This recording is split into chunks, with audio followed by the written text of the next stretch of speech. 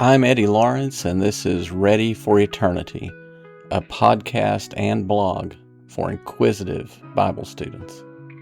Nobody names their own movement after an insult, but that's exactly what happened with the Methodists.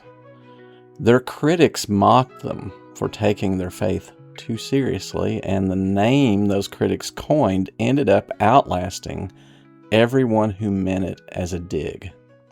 It starts with two brothers at Oxford, a Bible study, and a denomination that eventually rode on horseback across the American frontier.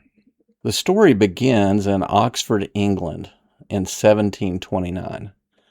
Brothers John and Charles Wesley, along with a few other students at Christ Church, formed a small group to study Scripture and pursue devout Christian life. The two brothers grew up as sons of Samuel, an Anglican priest, and his wife, Susanna. Susanna instilled deep habits of spiritual discipline in her children, and John and Charles carried that instinct with them to university. The Church of England was their church. Neither Wesley brother had any desire to leave it, but they felt it had grown cold, rigid, and formal. So they set out to do something about it within their own circles. The group they formed, which came to be called the Holy Club, made serious commitments to lead holy lives, to take communion weekly, to maintain private devotions, to visit prisoners, and to spend time together each week in Bible study.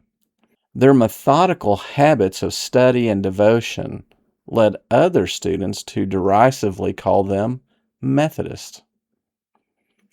Charles Wesley originally organized the group, but turned leadership over to John. And that made sense. John was the ordained Anglican priest among them, and he had the organizational instincts to match his spiritual zeal. Under John's leadership, the group expanded its ministry beyond Bible study. From 1730 on, they added social services to their activities, visiting Oxford prisoners, teaching them to read, paying their debts, and trying to find employment for them. They also distributed food, clothes, medicine, and books to the poor. These weren't just a group of young men who liked to discuss theology. They put their faith into motion, week after week, in ways that cost them time and money. The name Methodist was meant as a taunt, but what it actually described was a group of people who took their Christianity seriously enough to be systematic about it. Then came 1738, and everything changed. On May 24th, 1738, at Aldersgate Street, London, John sat in a meeting largely composed of Moravian Christians and heard someone reading Luther's preface to the commentary on Romans. His intellectual conviction transformed into personal experience on the spot. He described his heart as strangely warmed. The Wesley brothers moved from methodical religion to evangelical fervor, and they took that fire to the streets. Filled with zeal after their profound spiritual experiences in 1738, the Wesley brothers began preaching across England. They discovered that people grew in their faith when organized, just as the brothers had grown through the Holy Club. Wesley gathered converts into small societies and class meetings, structuring them carefully for discipleship and accountability. The movement spread rapidly, but it remained, in Wesley's mind, a renewal movement within the Church of England rather than a separate denomination. The American chapter of the story began in the 1760s and 1770s. The earliest American Methodist societies took root in the New York, Philadelphia, and Maryland areas.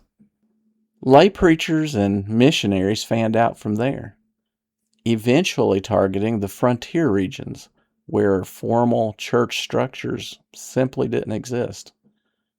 Circuit riders traveled by horseback to preach the gospel and establish churches. bringing a Methodist presence to nearly every rural crossroads and frontier settlement. These circuit riders were a remarkable group. Carrying only what could fit in their saddlebags, they rode through the wilderness preaching every day at any available place. People's cabins, courthouses, fields, meeting houses, and street corners. They held camp meetings that drew crowds from miles away, and they turned the rough American frontier into fertile ground for revival.